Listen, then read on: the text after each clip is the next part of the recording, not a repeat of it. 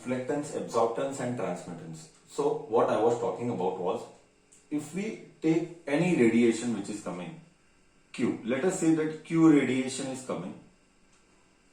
Let us say that Q radiation is coming, Q. And let us say there are around 100 radiation. Just to make you understand the concept. Let us say that there are 100 radiation. Now out of these 100 radiations, okay, there will be only three things with respect to material. And this radiation is falling on a material. This radiation is falling on a material. Then there can be only three things. First thing, either it will reflect. Second thing, either it will transmit. Transmit मतलब pass on करना. Transmit मतलब pass on करना. And either it will absorb. Okay, or either it will absorb. Now, what it will do, that depends to material, because the behavior is completely different. What it will do, that depends on material to material, because the behavior is completely different. But यही three चीज होगा. Example, just for to make you understand, अगर 100 radiations आ रहे हैं, तो उसमें से let us say 40 reflect हुए, let us say 30 ट्रांसमिट हुए, and let us say 30 absorb हुए. सो 40 30 30 मतलब क्या ये टोटल 100 हुआ? मतलब रिफ्लेक्टेंस में क्या आएगा? रिफ्लेक्टेंस में आएगा 40/100, ट्रांसमिटेंस में आएगा 30/100 एंड एब्जॉर्प्टेंस में आएगा 30/100. सो ये है 0.4, दिस इज 0.3, दिस इज 0.3, तो ये हो गया 1. This is called this transmittance. Alphabet कौन सा यूज कर रहे हैं? लेट मी सी. कैपिटल छोटा, ठीक है, कैपिटल आर यूज कर रहे हैं. इधर मैं लिख लेता हूं, capital R, capital T, capital A. तो capital R by Q plus transmittance capital T by Q and absorb कितना किया है? Capital A by Q. This is छोटा आर, छोटा टी, छोटा ए. This is 1. So in short, what do we get? In short, we come to know that reflectance plus transmittance plus absorptance is 1. These value can never exceed 1. Repeat. These value can never exceed 1. Okay. So reflectance plus transmittance plus absorptance is equal to 1. This is it. Okay. So what is reflectance? Ray of light reflected upon total. What is transmittance? Transmittance is छोटा t. Total ray reflected divided by incident. Q is what? Q is incident. How many rays are incident? As I took an example, 100 rays आ रहे हैं. इस 100 में से सिर्फ T transmit हुआ, यानी 30%, यानी 0.3, एंड 0.3 एब्जॉर्ब हुआ. But the total should always be 1. Okay, reflectance plus transmittance plus absorptance is always 1. This has to be obeyed. बोल, इधर तक कॉन्सेप्ट सबको क्लियर है? हाँ या ना तो बोल. Okay, so we have seen now reflectance, absorptance and transmittance. As I told you, body है ना, body जो है वो तीन ही काम करेगा. Okay, now इसमें थोड़े से स्पेशल केसेस ले सकते हैं. Like what? Note. क्या है वो? Let us see. हाँ, अगर एक बॉडी कंप्लीटली ब्लैक बॉडी है, if it is a black body, okay, what do you mean by black body? पहले वो तो बोलो. A black body is a one which has the capability or the ability और the ability to completely absorb all the radiation और to completely give all the radiation. हाँ, मतलब normally हम बोलते हैं कि एब्जॉर्ब ही करेगा, अगर टेम्परेचर डिफरेंस रहा तो एब्जॉर्ब ही करता है। Okay, so a black body is the one who सब कुछ खाएगा, जो आता है वो सब कुछ लेगा। पता है तेरे को ब्लैक होल बोलते हैं हम। What is a black hole? A black hole is a dead body of A star. A black hole is a dead body of a star.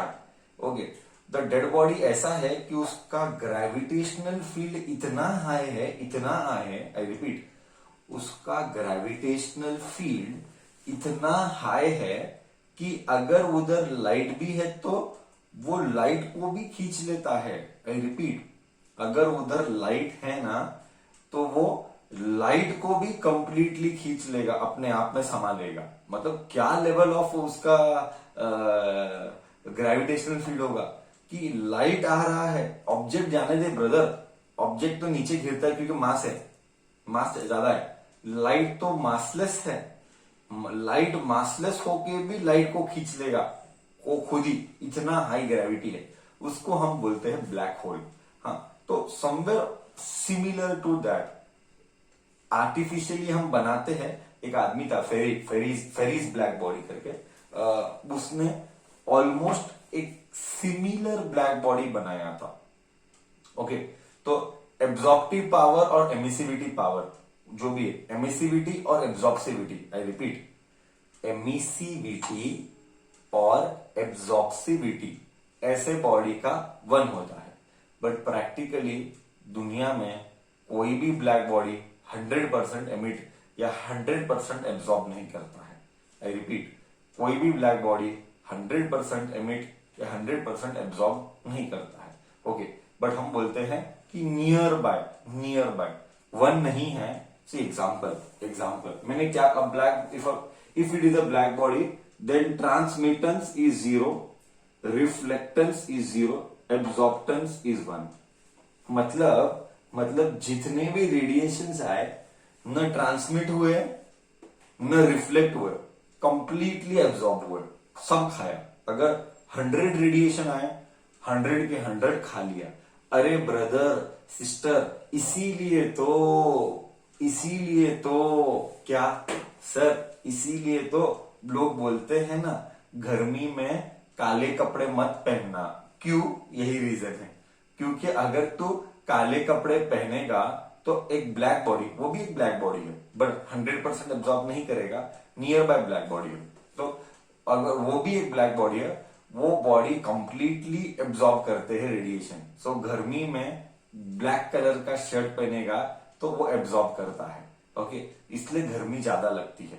वो भी बोलते हैं ना गर्मी में लाइट कलर के शर्ट्स पहनो, क्योंकि a white body, an ideal white body, ideal मतलब ऐसा कोई बॉडी एग्जिस्ट नहीं करता है, but an ideal white body, see अगर ब्लैक बॉडी एब्जॉर्ब करता है, if it is a white body, light colour shirt, white colour shirt, white body, मैं तो और 2-3 प्रैक्टिकल फील देता हूं, ऐसा फील आएगा देख।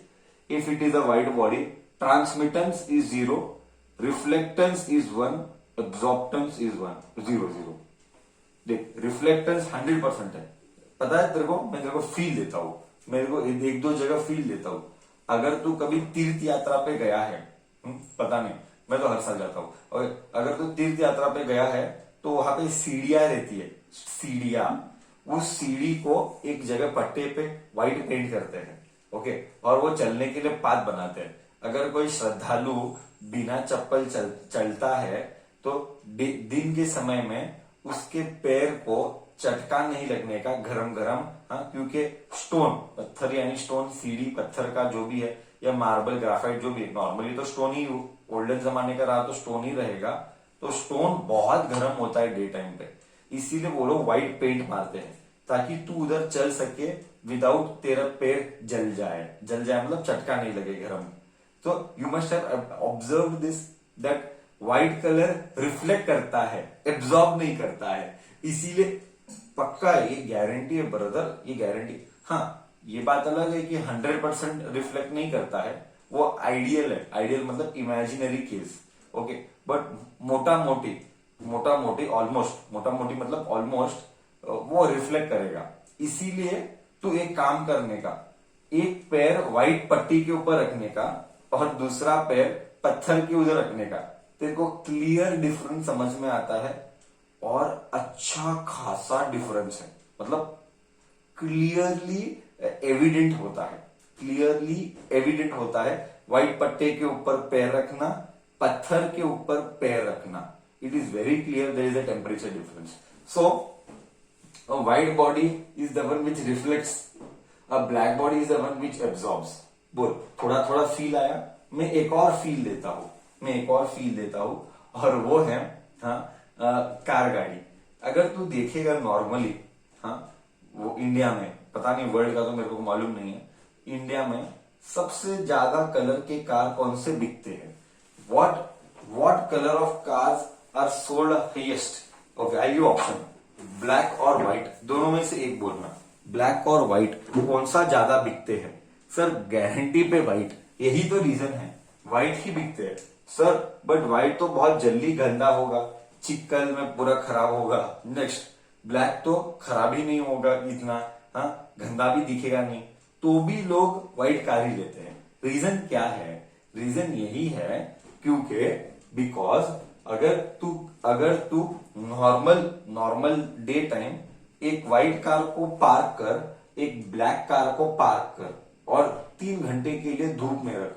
जब तू कार के अंदर एंटर करेगा, जमीन आसमान का फर्क तो नहीं रहता है, बट अच्छा खासा decent enough there is a temperature difference between the white body and between the white car and the black car. Black car में भयानक लेवल का गर्मी लगेगा, व्हाइट कार के अंदर इतना गर्मी नहीं लगेगा। People buy white car, one of the reason कि वो गर्म नहीं हो, ये एक टिपिकल रीजन है। तो आई होप मैंने तुझे कलर का डिफरेंशिएशन दिमाग के अंदर अच्छे से डाला है, हाँ या ना? तो बोलो हाँ। So this is what we discussed about black body and white body. ये क्या होता है, ये एग्जाम में एक बार आया था। What is the emissivity? Absorptivity and emissivity is same. I will be talking now about that, absorptivity and emissivity. Okay, this is what I have to discuss and then we will discuss about what you say then we shall discuss about Stephen's Boltzmann law. We'll do that. And then Wein's displacement law. See, what do you mean by I was talking about Kirchhoff's law. See, Kirchhoff ने क्या बोला? Okay, मैं नहीं लिख रहा हूं, मैं just basic बोल रहा हूं, हालांकि इंपॉर्टेंट नहीं है, मैंने कहीं पर भी इतने सालों से देखा नहीं है, बट तो भी लॉ है। मैं एक बार कमेंट करना चाहता हूं, थोड़ा सा डिस्कस करना चाहता हूं, and then leave it on a lighter note. Okay, Kirchhoff law क्या बोला? ये क्रिस्गॉफ लॉ बोलता है कि जो ज्यादा खाता है वो ज्यादा देता है। लोकल भाषा बोल रहा हूं सर, लोकल भाषा बोलता है, जो ज्यादा खाता है वो ज्यादा देता है, ये कंफर्म्ड है। ओके सर, बोले तो कौन ज्यादा खाता है कौन देता है? बोले तो क्या? बोले तो anything which absorbs will always emit, anything which absorbs will always emit। तो हमने एक एक्सपेरिमेंट किया, हमने एक चाइना डिश लिया। चाइना डिश मतलब एक डिश, कटोरा, बड़ा सा कटोरी, बड़ा सा डिश जो बोलते हैं, हम उसको चाइना डिश बोलते हैं। ओके, हमने एक चाइना डिश लिया एंड उस चाइना डिश को ब्लैक कलर पेंट किया। आई रिपीट, हमने चाइना डिश लिया और उस चाइना डिश को ब्लैक कलर पेंट किया। ठीक है, ब्लैक कलर पेंट करने पर उसको हीट किया, दिन टाइम पे हीट किया, तो ब्लैक वाले ने सारे एब्जॉर्ब किया, ब्लैक वाले ने सब। जब मैंने हीट किया स्लोली, तो ब्लैक वाले पट्टे ने सब एब्जॉर्ब कर लिया। ओके ठीक है, अब मैंने वो चाइना डिश को एक बंद कमरे में रखा, जो कि कमरा room. Then I took that china dish and I placed it in a cool temperature, in a normal room temperature, and I just placed it there.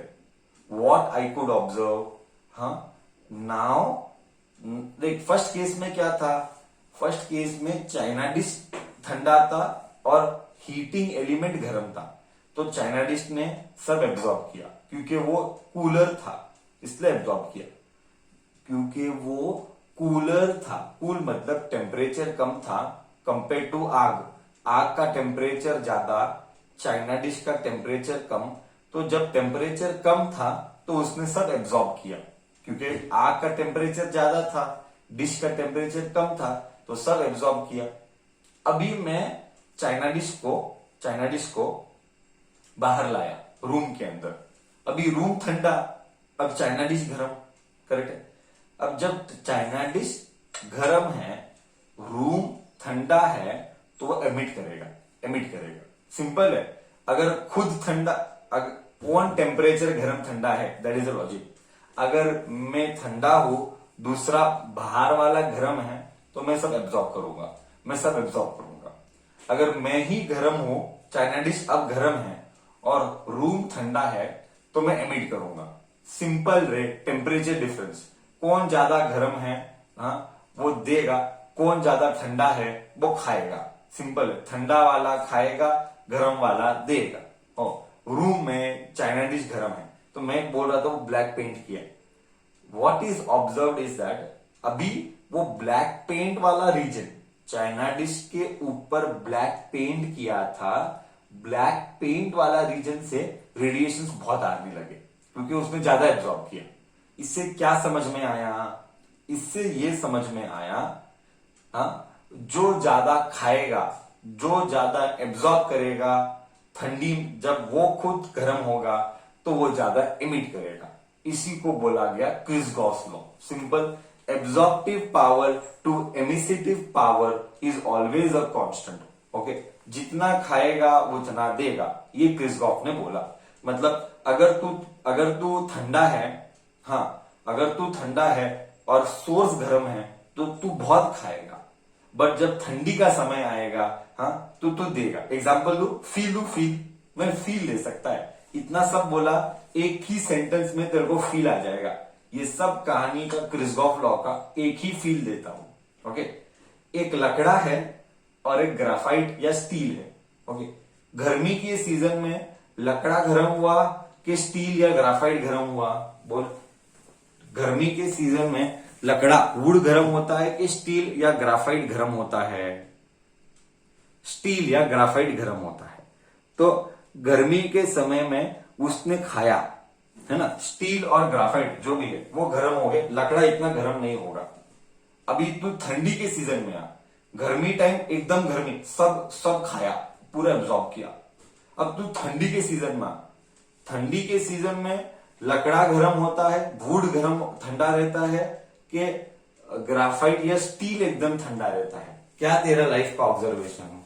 तेरा लाइफ का ऑब्जर्वेशन क्या है? तेरा लाइफ का ऑब्जर्वेशन क्या है?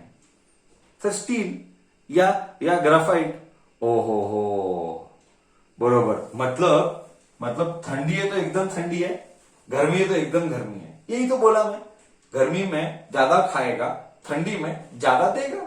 यही तो है क्रिस्गॉफ लॉ। बोल, फील आया नहीं आया? जब तू दरवाजा खोलता है, लकड़ी का दरवाजा है और तेरा हैंडल स्टील है, तो तू टच कर, स्टील वाला ठंडा है, लकड़ी वाला कम ठंडा है। ये लाइफ का ऑब्जर्वेशन, यही तो क्रिस्गॉफ लॉ है। बोल, अब मैंने फील लाया अब मैंने अच्छे से फील लाया कॉन्सेप्ट का। जो ज्यादा खाता है वो ज्यादा देता है, ये नेचर का लॉ है भाई, कोई कुछ कंट्रोल नहीं कर रहा है। अभी अच्छे से फील आया, करेक्ट। जो ज्यादा खाता है वो ज्यादा देता है। चलो, this was Kirchhoff law I discussed. Next, we discussed transmittance, reflectance and absorptance and black body के ऊपर। Next what we are going to discuss is Stefan Boltzmann law.